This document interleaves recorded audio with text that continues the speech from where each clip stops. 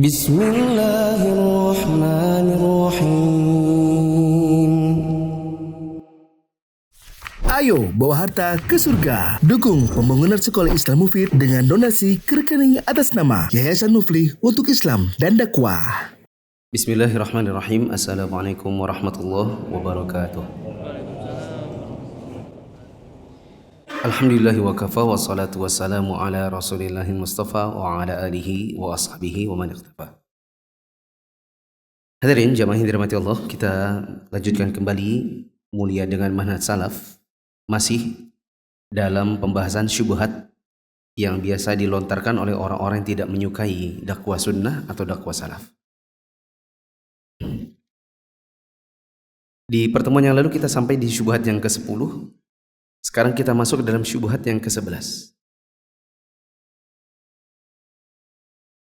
Orang bilang salafi itu murji'ah terhadap penguasa, khawarij terhadap para da'i.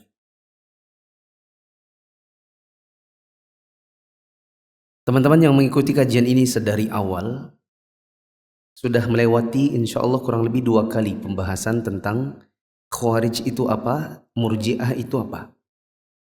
Karena waktu kita membahas masalah metode dakwah salaf, diantaranya adalah tentang wasatiyah, tentang sikap pertengahan. Waktu itu sudah dibahas tentang pertengahan di antara khawarij dengan murji'ah. Saya singgung sedikit saja. Murji'ah itu aliran sesat yang meyakini bahwa orang itu meskipun tidak beramal, imannya tetap sempurna. Orang itu meskipun tidak beramal, imannya tetap sempurna. Dan seandainya dia berdosa, imannya tidak berkurang. Itu katanya. Itu kalau murji'ah. Kalau dia tidak beramal, maka imannya tetap dianggap sempurna.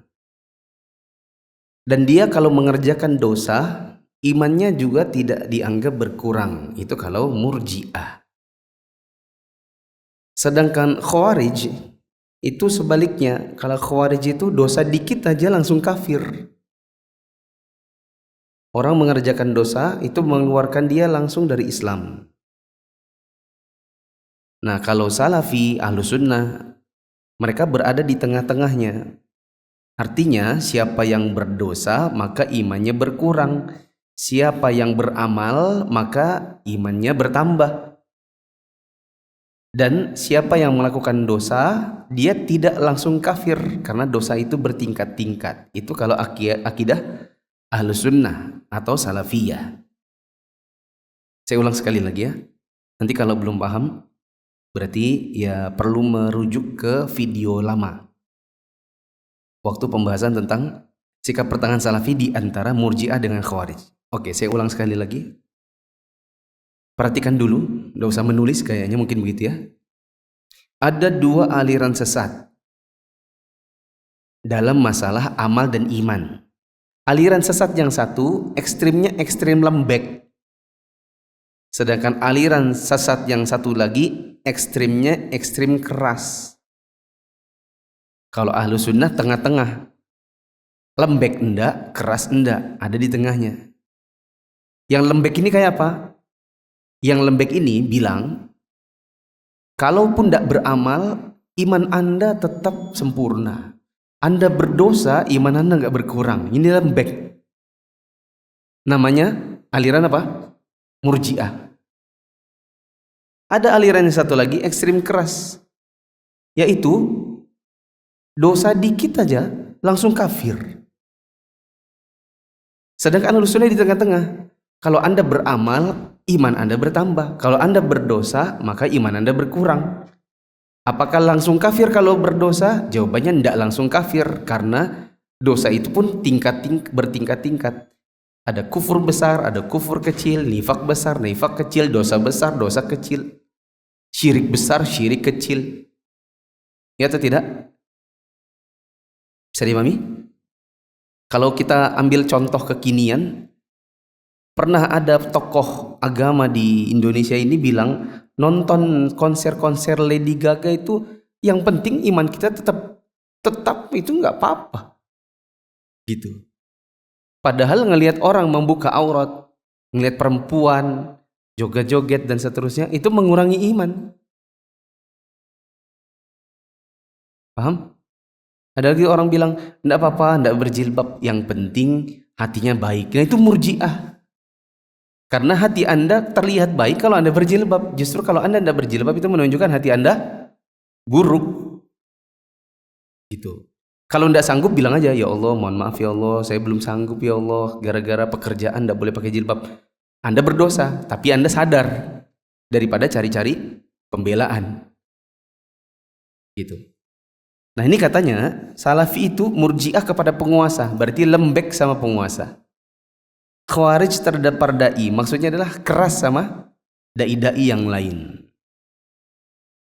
Kenapa dikatakan begitu? Karena kalau penguasa maunya mereka, penguasa itu salah dikit, nah itu penguasa yang harus diberontak, penguasa yang harus digulingkan. Sedangkan para dai itu kita harusnya saling menghormati. Nah, jadi maunya mereka sama penguasa keras, sama dai lembek-lembek. Kalau Salafi memang kelihatannya zahirnya begitu. Kalau sama penguasa terlihat kok penguasa salah dinasihati, harusnya dibabat habis saja. Gitu. Sedangkan kalau dai-dai, kalau bagi Salafi ini harus dijelaskan kesalahannya supaya nggak diikuti. Lah ini malah dikritik di depan massa. Nah, gitu. Nah, mari kita baca sedikit. Langsung ke paragraf di bawahnya, paragraf Abu Ja'far. Mereka, para pembuat kedustaan, menuduh Ahlussunnah atau Salafi dengan tuduhan ini, dengan tuduhan seperti di atas itu, karena sikapnya Ahlussunnah kepada penguasa yang muslim yang melakukan kezaliman dan kefasikan sebenarnya sesuai dengan nas syariat dan pengamalan salafus soleh, yaitu, boleh dikasih angka dekat situ, yaitu 1, tidak keluar atau tidak memberontak dari ketaatan kepada mereka, itu 1. 2, tidak membangkitkan fitnah seperti menyebarkan berita-berita hoax tentang penguasa. 3, tidak mengadakan provokasi di tengah masyarakat. 4, tidak mengkafirkan penguasa.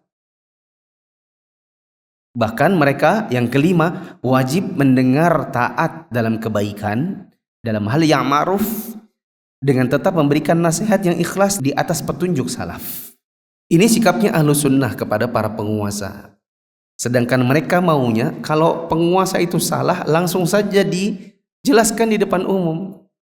Siapa itu Jokowi, siapa itu intinya presiden-presiden. Ya. Kalau mereka maunya kita itu kepada penguasa langsung saja. Pokoknya kalau dia ada kesalahan kasih tahu masyarakat supaya penguasa ini tidak usah ditaati. Sedangkan akidahnya Ahlussunnah yang 5 tadi, bahwa kita kepada penguasa itu tidak boleh memberontak selama bukan penguasa yang kafir. Kalaupun dia ada kekafiran, maka ada 7 syarat memberontak. Siapa yang ikut kemarin beda buku TTP, tindak tanduk penguasa? Insya Allah sudah dapat bab. Ada yang ikut? Coba angkat tangan. Sedikit aja. Nah, ini ada di buku tindak tanduk penguasa tentang bagaimana sikapnya Ahlussunnah kepada para penguasa. Ada rincian-rincian. Tidak serampangan, ya, tidak sembarangan, tidak sembrono.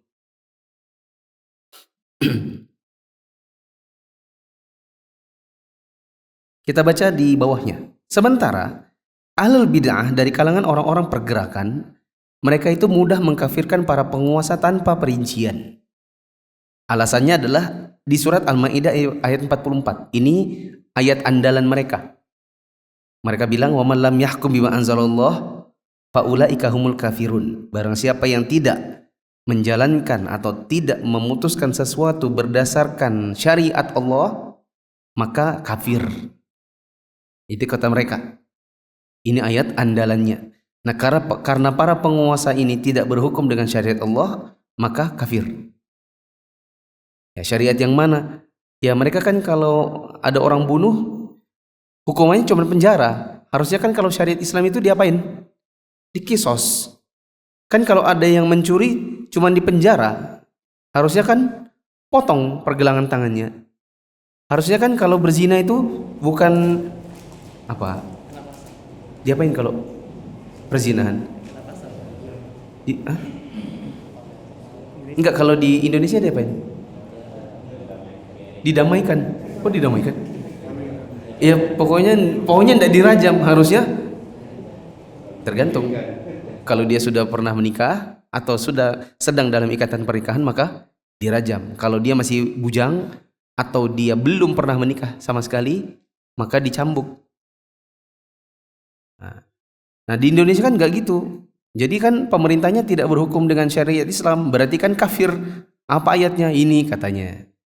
Nah di bawah ini ada bantahannya.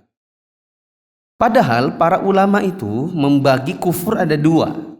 Kufur i'tiqadi dan kufur amali. Kufur i'tiqadi itu kufur yang mengeluarkan orang dari Islam. Sedangkan kufur amali itu tidak mengeluarkan dia dari agama Islam. Ya, makanya ada nas-nas Al-Quran dan Sunnah yang menamakan sejumlah perbuatan dengan kekufuran, tapi dia bukan level kekafiran yang kita kenal. Contoh, sabda Nabi SAW, sibabul muslimi fusukun wa qitaluhu kufur. Mencaci maki seorang muslim kefasikan, membunuhnya kekufuran. Apakah ini kekufuran berarti orangnya langsung kafir? Jawabannya bukan. Ya, kan ada bab-bab pembatal-pembatal keislaman. Ya, dan melakukan dosa seperti pembunuhan, perzinahan itu tidak dimasukkan dalam kekafiran yang mengeluarkan orang dari Islam. Itu namanya kufur amali. Teman-teman pernah dengar sabda Nabi SAW tentang yang paling banyak masuk neraka? Siapa? Perempuan. Kenapa mereka paling banyak di neraka? Karena kufur sama suami. Oh, apakah dia berarti dia kafir perempuan-perempuan ini? Bukan. Itu namanya kekufuran yang tidak mengeluarkan seseorang dari Islam, yang disebut dengan kufur amali. Karena para wanita ini banyak yang suaminya itu baik. Begitu melakukan kesalahan sedikit atau ada yang dia minta tapi nggak dikasih, langsung dia bilang, saya ini tidak pernah dapat apa-apa dari kamu. Dia lupa dengan semua kebaikan suaminya. Ini disebut dengan kufur amali. Ya. Al-Imam Ibnu Qayyim rahimahullah berkata, kufur itu ada dua model. Ada kufur amal dan kufur juhud atau kufur inad, yaitu pengingkaran. Kufur juhud adalah mengingkari apa yang sudah diketahui dari apa yang Rasul bawa. Seperti mengingkari nama Allah, mengingkari sifat Allah, mengingkari hukum-hukum Allah. Ya, seperti mengatakan bagi saya zina itu halal. Ya. Kufur ini yang menjadi lawan dari iman dari segala sisi. Maka siapa yang kufur menentang apa yang sudah jelas dari agama ini, maka dia jatuh ke dalam kekafiran i'tiqadi. Ya, atau kufur penentangan, dan ini mengeluarkan dia dari Islam. Sedangkan kufur yang kedua yaitu kufur amal, maka ini adalah menjadi bagian dari kufur yang merupakan lawan dari iman yang tidak menjadi lawannya. Ya, seperti sujud kepada berhala, menghina mushaf Al-Quran, membunuh Nabi serta menghinanya, ini kekufuran yang menjadi lawan iman. Ya, menjadi kekafiran bagi orang-orang yang melakukannya. Sedangkan berhukum dengan selain syariat Allah, ya, seperti memenjarakan pezina yang harusnya dirajam, tidak mengkisos, hanya memenjarakan orang yang membunuh, tidak memotong tangan, melainkan hanya memenjarakan orang yang mencuri, yang sudah mencukupi batas minimal pencurian yang harus dipotong tangannya. Maka ini semua meninggalkan hukum Allah yang sifatnya perbuatan saja. Maka orang ini berdosa tapi dia tidak keluar dari Islam. Karena ini disebut dengan kufur apa namanya? Amali. Bukan kufur i'tiqad. Beliau rahimahullah juga mengatakan, adapun kufur ada dua jenis, kufur akbar, kufur asghar. Kufur akbar adalah yang mengharuskan pelakunya kekal dalam neraka, sedangkan kufur asghar mengharuskan pelakunya mendapatkan ancaman di neraka tapi tidak kekal. Dia nanti di dalam neraka sebatas dicuci yang sesuai dengan dosa-dosanya. Baik, sampai sini jamaah paham ya? Berikut ini ada jawaban yang paling telak tentang wa man lam yahkum bima anzalallah tadi. Siapa yang tidak berhukum dengan hukum Allah maka dia kafir. Itu ada jawaban paling telak bagi orang yang mengatakan, oh berarti berdasarkan ini penguasa yang tidak bersyariat Islam maka dia kafir, keluar dari Islam, jadi bisa diberontak. Kalimat ini bantahan telaknya yang di paragraf Ibnu Taus. Dari Ibnu Taus, dari ayahnya yaitu Taus rahimahullah, dia mengatakan Abdullah bin Abbas radhiyallahu anhuma. Ibnu Abbas ini adalah sahabat Nabi yang Nabi SAW pernah mendoakan agar dia menjadi ahli tafsir. Kata Nabi SAW, Allahumma faqihhu fid din wa 'allimhu ta'wil. Ya Allah, faqihkanlah Ibnu Abbas ini dalam masalah agama dan jadikanlah dia orang yang mengerti tafsir Al-Quran. Ya, apa kata Ibnu Abbas? Ketika ditanya oleh seseorang tentang tafsir ayat tadi, siapa yang tidak berhukum dengan hukum Allah maka kafir, apakah artinya dia ini kafir keluar dari Islam? Sebagaimana yang dipahami oleh orang-orang Khawarij atau orang-orang yang suka menuduh Salafi sebagai murjiah kepada penguasa.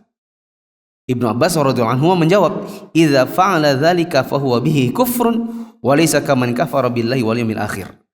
Apabila dia seorang penguasa tidak berhukum dengan hukum Allah, maka dia kufur, tapi kekufurannya tidak seperti orang yang kafir kepada Allah dan hari kiamat.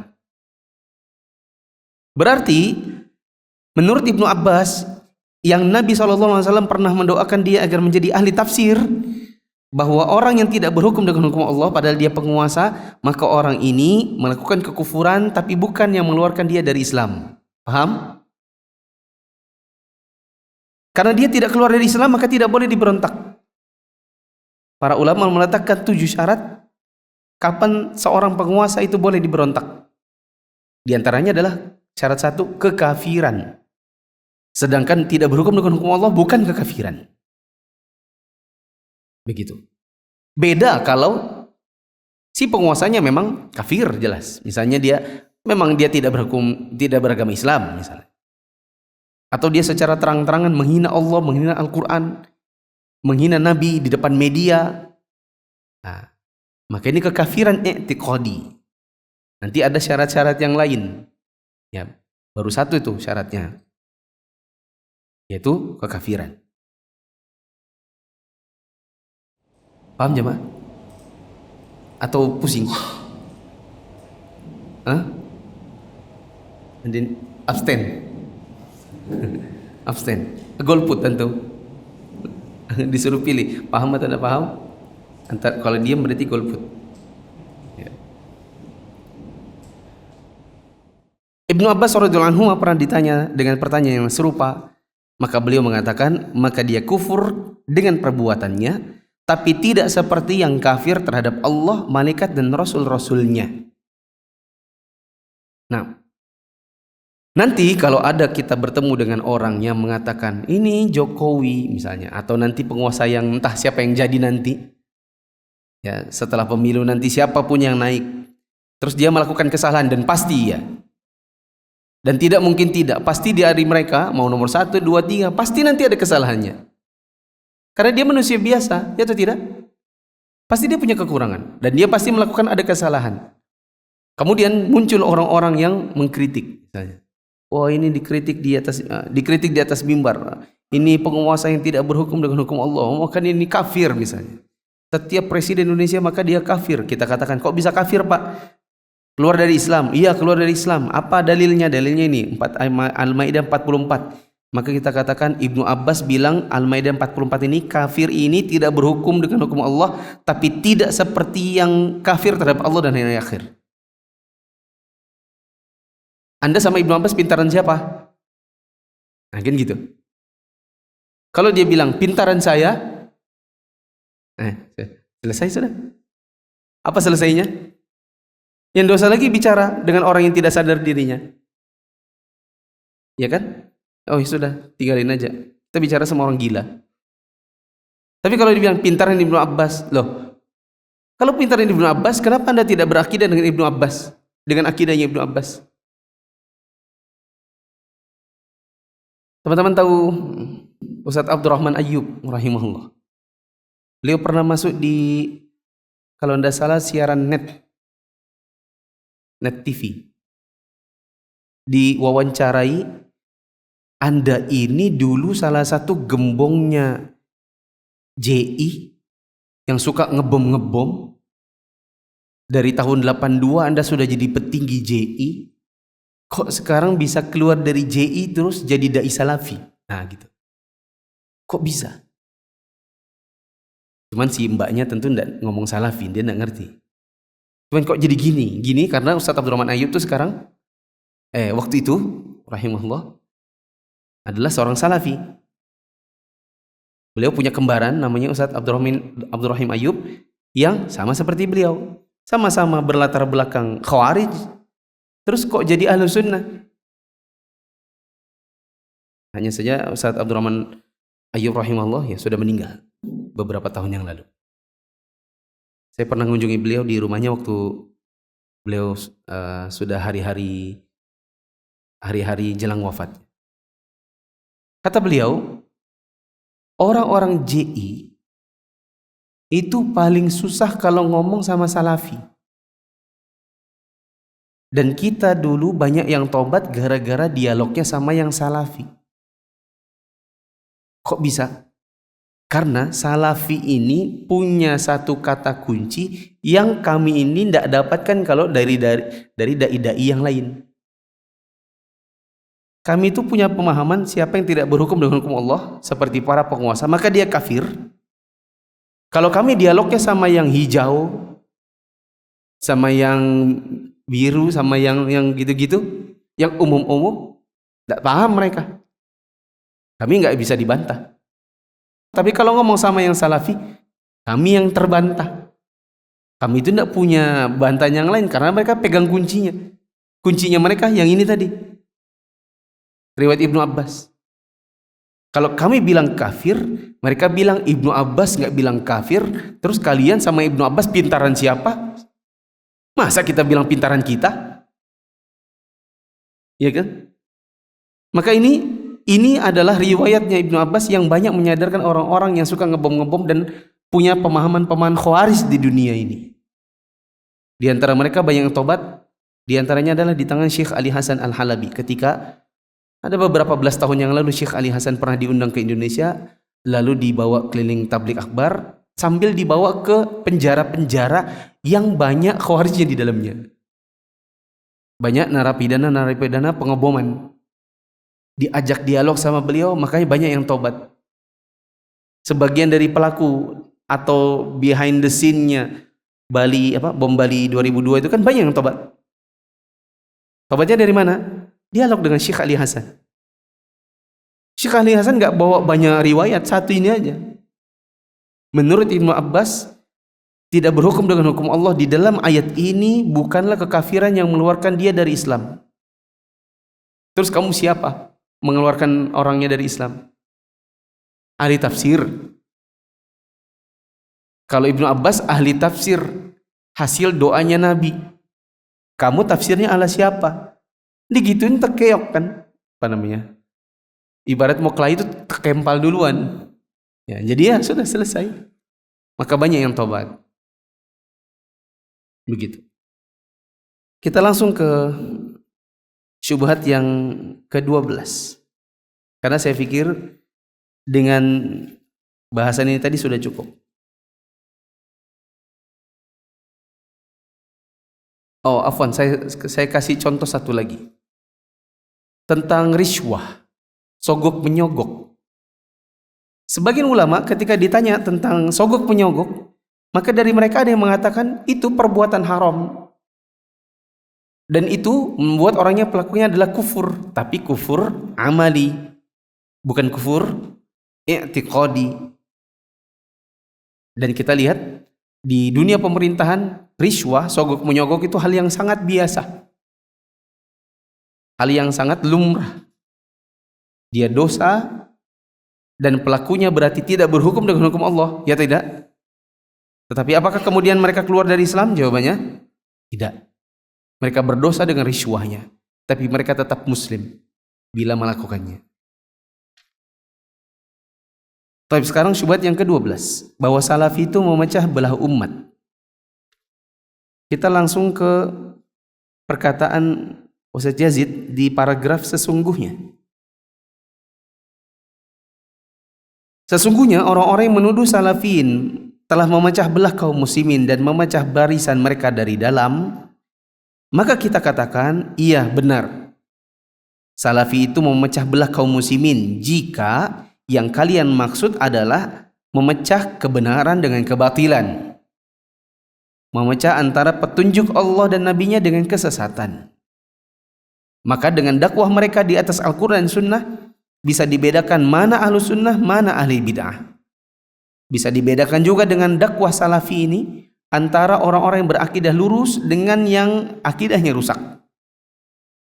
Dan ini seperti perwujudan firman Allah, kuntum khaira ummatin ukhrijat lin-nasi ta'muruna bil ma'ruf wa tanhauna 'anil munkar. Kamu adalah umat yang terbaik yang dilahirkan untuk manusia, karena kamu menyuruh kepada yang ma'ruf, mencegah dari yang mungkar. Maka salafi ini pemecah belah umat. Iya betul, karena gara-gara kehadiran salafi, umat yang tadinya berada dalam kebid'ahan akhirnya banyak yang sadar. Ketika sadar akhirnya terpecah belah antara yang sadar dengan yang tidak mau tobat. Gara-gara banyak dakwah salafi dan tersebar, merebak, akhirnya terbedakan antara orang-orang yang tobat dari syirik dengan yang masih berkecimpung di dunia syirik. Gara-gara dakwah salafi terpecah belah umat antara umat yang akhirnya sadar bahwa minta-minta dikubur itu kesyirikan, dengan yang masih mau melestarikan gara-gara mungkin di situ banyak duitnya. Ya. Kok bisa banyak duitnya? Kemarin saya sudah ceritakan, ada sebagian dai yang kayanya dari event tahunan kuburan. Ya. Dia membentuk grup-grup, kemudian untuk ngajak-ngajak orang ikut event tahunan. Nanti diorganisir nanti, gitulah. Mirip-mirip orang travel haji dan umroh. Tapi ini travelnya kemana? Kuburan. Ya gara-gara salafi memang pecah belah umat antara yang sadar dengan yang masih mau kayak dulu. Syekhul Islam Ibnu Taimiyah rahimahullah mengatakan, menyuruh untuk melakukan sunnah dan mencegah dari perbuatan bid'ah ini bentuk amar ma'ruf nahi mungkar dan salah satu amal soleh yang baik. Ini juga masuk dalam pengertian ayat wa'tasimu bihablillahi jami'an wa la tafarraqu. Berpegang teguhlah kepada tali agama Allah, jangan bercerai-berai. Yaitu kalau kamu bercerai-berai dari tali agama Allah, ya jadinya kamu umat yang pecah belah. Saya beri analogi teman-teman. Perhatikan. Ini kantor. Misalnya bergerak di bidang logistik. Gitu ya. Di bidang logistik atau shipping, pengiriman barang. Mereka itu punya buku, punya kitab dalam tanda kutip. Ini kitab ISO 9001. Di dalamnya ada berbagai SOP yang Anda harus taati sebagai pegawai di sini. Ini ada SOP bagian HRD segini. Cara merekrut pegawai, cara mengadakan training, cara penggajian, cara kenaikan pangkat, cara kenaikan gaji, cara ngajukan cuti. Ini kan HRD. Ini bagian sales, cara ngajukan anggaran buat visit calon customer. Ini adalah buat tiket. Ini adalah buat bonus bagi sales yang berprestasi. Ini adalah buat ini, adalah buat ini, buat ini. Ini sudah nih sales. Ini lagi. Ini buat logistiknya. Ini cara pengiriman, ini cara penerimaan barang, ini caranya timbangan, ini caranya. Ini bagian, ini satu buku namanya kitab SOP di perusahaan. Oke? Ternyata terjadi kekacauan di dalam di dalam perusahaan ini, bisnis prosesnya itu banyak terjadi kekacauan. Di bidang HRD ada kekacauan. Kok muncul orang-orang yang tidak kompeten masuk di perusahaan ini? Gak ngerti ini, gak ngerti itu. Katanya bidang transportasi paham, ternyata dia waktu kuliahnya adalah sastra Jawa misalnya. Dia bukan bagian transportasi, dia gak ngerti teknik misalnya. Yang direkrut kok sastra Jawa. Bukan gak boleh bukan gak boleh ya. Cuman kok ada kekacauan. Oh ternyata pegawai baru yang satu ini sastra Jawa. Oke, jadi ini satu masalah. Ini masalahnya, di masalah logistik ada masalah yang lain lagi. Banyak pengiriman yang kacau. Yang harusnya ke Papua larinya ke Sumatera. Yang harusnya Sumatera larinya ke Sulawesi. Sulawesi larinya ke Papua. Tertukar-tukar. Ini masalah 2. Ini masalah 3. Sudah. Jengkel ownernya nih. Kita banyak kerugian. Maka dikumpulkan semua manajer. Kumpul manajer. Marah ownernya. Apa yang kalian lakukan kepada bawahan kalian? Saya tanya kamu, manajer HRD. Saya mau tanya. Saya kan punya SOP tentang rekrutmen pegawai. Saya bilang yang bisa direkrut di sini, kalau mau levelnya adalah level atas, harus bidang transportasi, teknik industri. Kok ini sastra Jawa masuk? Kenapa? Pak, sejujurnya itu adik saya. Adekmu? Kok bisa? Saya punya SOP di sini, dibukakan SOP-nya. 1, di sini sudah tertulis. Jurusan S1-nya harus yang ini. Cuma gara-gara adekmu, berarti kamu melanggar apa? SOP. Oke, sudah dibahas. Yang logis lagi dimarahin. Kamu manajer logistik. Kamu yang paling banyak menyebabkan kerugian di perusahaan ini. Bagaimana bisa ini kacau? Dituduhnya itu tadi manajer GA, HRD tadi. Ini Pak, soalnya ini bawaannya dia sastra Jawa. Saya pikir dia ngerti bahasa Inggris. Ternyata nggak ngerti. Dia pikir itu Wonocoroko. Pakai sastra Wonocoroko. Apa dia? Tuduh-tuduhan. Tapi meskipun ini sastra Jawa, tapi bagaimana kamu training karyawanmu? Pak, kemarin setelah saya tanya, ternyata dia ngeprint semua itu, apa nama istilahnya? Resi ya? Resinya di print sampai 100, baru dia enggak baca lagi Pak, mana Papua, mana ini, enggak dibaca, langsung tempel ke barang-barangnya. Nah, jadinya ya banyak akhirnya missingnya. Habis ini paham? Apa hubungannya sama mana salaf ini? Ini SOP-nya tadi itu namanya Al-Quran Sunnah. Ya kan? Al-Quran dan Sunnah. Ada orang mau berjalan di dalam agama ini tapi tidak ngikutin SOP-nya. Ada SOP tentang sholat, dia bikin SOP sendiri. Tidak ada itu, padahal diputar-putar tangan itu tidak ada, dia bikin sendiri. Tidak ada Assalamualaikum warahmatullahi wabarakatuh, buka telapak tangan itu tidak ada, dia bikin juga. Bacaannya dari Nabi sudah diajarkan, ini bacanya beda lagi. Tidak ada bacanya wailul maghdubi alaihim waladdallin amin rabbil firli walidayya warhamhum kama rabbayani shaghira. Tidak ada dari Nabi, dia bikin juga. Ya kan? Kemudian tadi SOP ini apa tadi yang kita bicarakan? Kekuburan. SOP kuburan ada di dalam agama kita ini. SOP nikah ada, SOP muamalah ada. Ini banyak dai-dai yang di luar dari SOP ini. Ini ibaratnya seandainya, anggap saja agama Islam ini kemudian sidangnya bareng sama Nabi. Seandainya Nabi hidup di zaman kita sekarang, Nabi ngumpulkan para dai. Nabi nggak ngumpulkan umatnya. Kan ini karyawan ceritanya.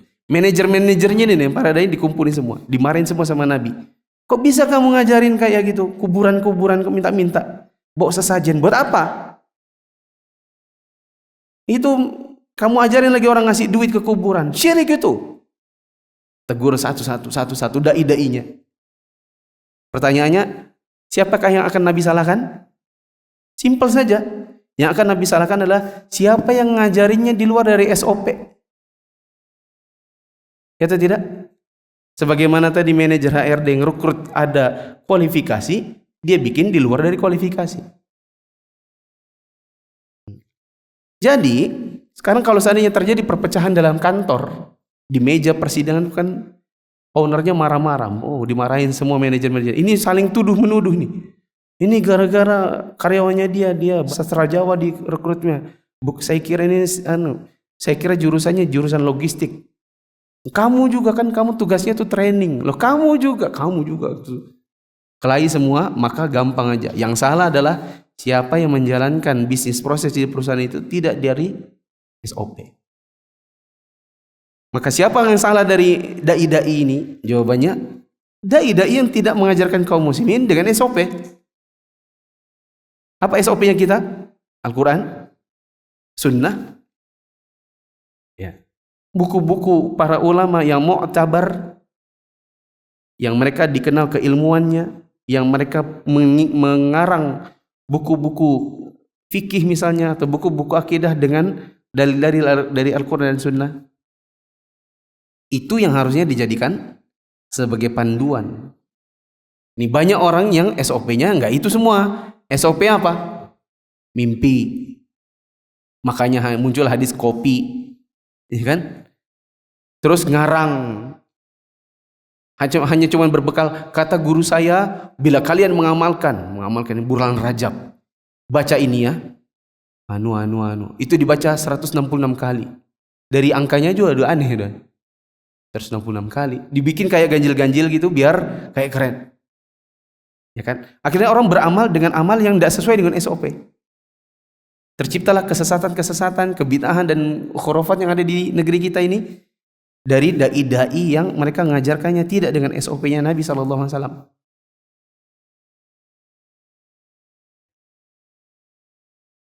Jadi kalau dikatakan Salafi itu memecah belah umat, iya betul.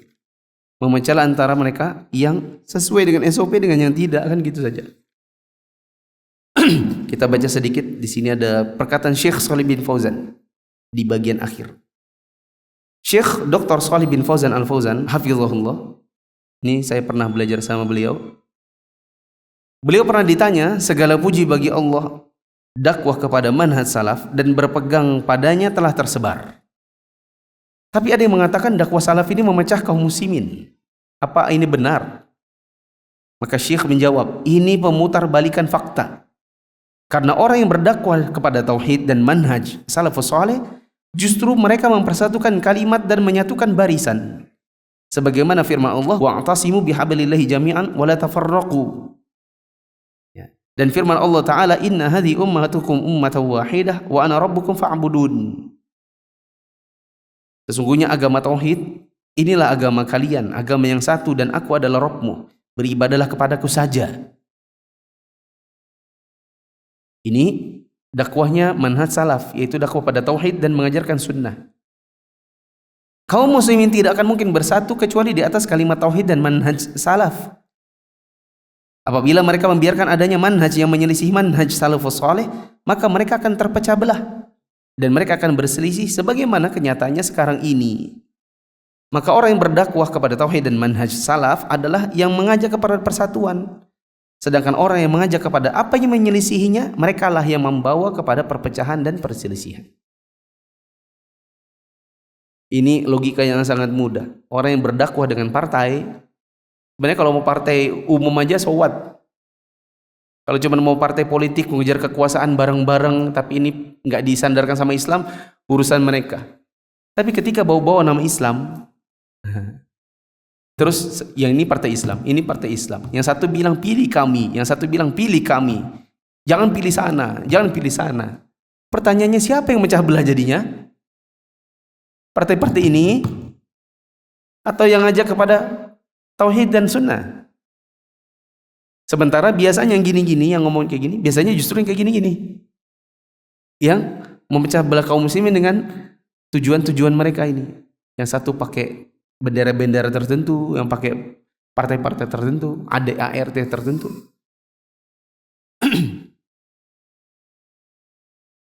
Syubhat ke-13. Kata sebagian orang, Salafi itu antek musuh Allah, kaki tangan penguasa zalim. Sebenarnya kurang lebih sama seperti syubhat ke-11. Ya, dikatakan Salafi itu antek-antek penguasa. Kenapa? Ya balik lagi, karena Salafi itu tidak mudah mengkafirkan penguasa. Sebaliknya bagi mereka, penguasa itu sedikit salah, itu akan menjadi bahan buat mereka untuk meruntuhkan kepercayaan kaum muslimin kepada si penguasa. Bahkan mereka kadang-kadang menyebut kejelekan-kejelekannya di mimbar Jumat, di kajian-kajian, dalam rangka menumbuhkan kebencian masyarakat kepada penguasa. Sedangkan salaf atau manhaj salaf tidak seperti itu. Syubhat ke-14 ini sedikit tulisannya, tapi ini justru membutuhkan penjelasan lebih panjang lebar ketimbang syubhat-syubhat sebelumnya.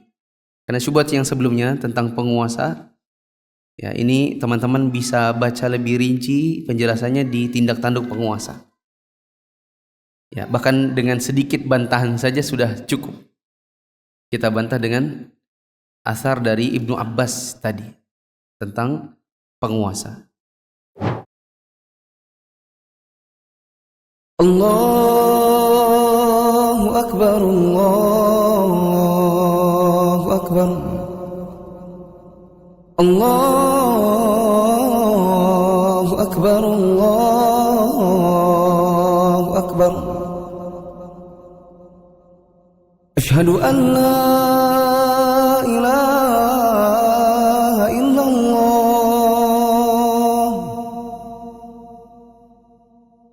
asyhadu an la ilaha illallah,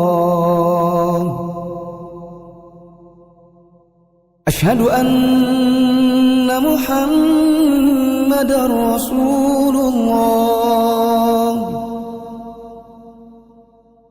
asyhadu anna Muhammadar Rasulullah. Hayya 'alas shalah,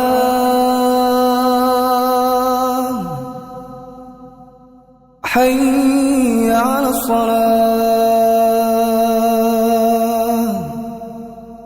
hayya 'alal falah, hayya 'alal falah. Allahu Akbar, Allahu Akbar, la ilaha illallah.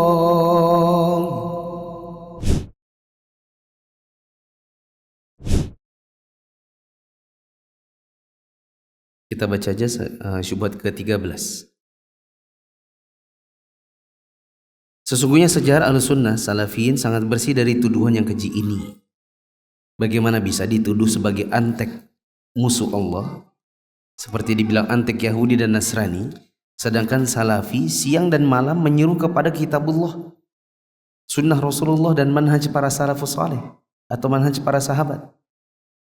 Ya, seperti ada orang yang mengatakan tentang Saudi Arabia, dia bilang itu bukan Saudi Arabia, itu Yahudi Arabia katanya. Coba aja lihat itu Zam-Zam Tower, itu kan ada bulannya. Nah itu kan itu simbol-simbol Dajjal. Coba lihat itu pustaka Imam Syafi'i. Pustaka Imam Syafi'i itu kamu lihat logonya itu ada matanya. Ya, pada kebetulan aja kalau dicocok-cocokin jadi mata, iya benar. Itu mata Dajjal. Kan Dajjal itu mata satu katanya. Coba kamu lihat polisinya Saudi. Itu lambang polisi Saudi itu ada matanya. Itu mata Dajjal. Jadi memang ini orang-orang Salafi ini memang antek-antek Yahudi, katanya gitu. Itu jawabannya mudah aja. Itu namanya ilmu cocokologi. Dicocok-cocokin ya cocok. Kita juga kalau mau pakai ilmu kayak gituan gampang. Cuman kan nggak level gitu. Mau bantah itu harus ilmiah. Dan ilmu cocokologi itu nggak ilmiah. Itu ilmu kebetulan masalahnya. Ya, jadi mau bantah balik juga nggak ada manfaatnya. Nggak level gitu. Dengan ilmu-ilmu seperti itu. Biasanya yang paling suka ngomong kayak gini adalah ustadz-ustadz yang suka membicarakan tentang akhir zaman.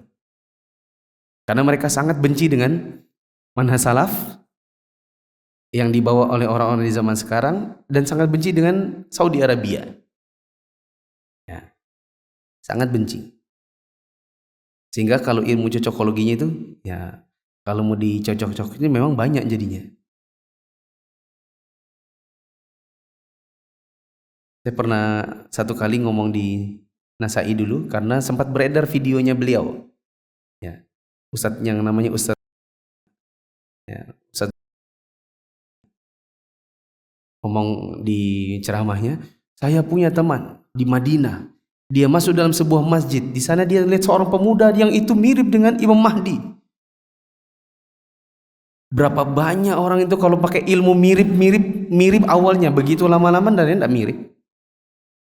Akhirnya ini kan banyak yang bilang mirip siapa? Ustadz Abu Yaman. Ya kan? Ustadz Abu Yaman. Dimirip-mirip. Saya punya teman mirip Ustadz Abu Yaman. Begitu ketemu dua-duanya, ya mirip sih. Tapi nggak mirip juga. Ya tapi ada miripnya lah gitu. Apa ilmiahnya ilmu kemiripan itu loh? Dan kok apa ya? Jadinya ndak level keilmuan seorang dai manakala ilmunya itu dicocok-cocokkan pakai yang gitu-gitu. Saya punya teman saya itu tinggal di Saudi. Dia masuk ke sebuah masjid. Dia lihat itu ada seorang pemuda. Pemuda itu mirip dengan Imam Mahdi. Berarti ini Imam Mahdi sudah dekat. Ampun. Ya. Nah. Terus didapati dalam Al-Quran Allah mengatakan walan taradu ankal yahudu walan nasara hatta tattabi'a millatahum. Orang Yahudi dan Nasrani tidak akan rela kepada kamu wahai Muhammad sampai kalian mengikuti agama mereka. Ini ustadz-ustadz salafi rajin banget bawain ayat ini kalau jelang tahun baru, jelang perayaan Natal, jelang Valentine. Ya. Ustadz-ustadz salafi itu mungkin malah bisa dibilang paling keras kayak gini-gini. Tidak seperti ustadz-ustadz yang lain. Kalau ustadz salafi itu sampai urusan rambut aja diurusin. Mereka bilang kalau rambutnya pelontos sebelah sini, baru jigrak sebelah sini, ini kayak orang-orang kafir. Itu namamu itu perlu diganti karena namamu itu mirip-mirip dengan namanya khasnya orang kafir.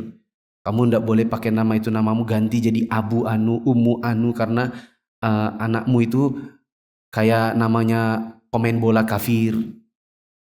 Ya kan, Zra? Gitu. Itu selalu dikumandangkan oleh Ustadz Salafi. Malah mereka yang paling rajin. Jadi kalau dibilang Salafi itu antek Yahudi, harusnya Salafi itu ikut ngadain malam tahun baru, ya enggak? Harusnya Salafi itu jualan trompet. Ya kan? Soalnya Yahudi kan syiarnya diantaranya trompet. Malah mereka mengharamkan main trompet. Kan aneh. Begitu.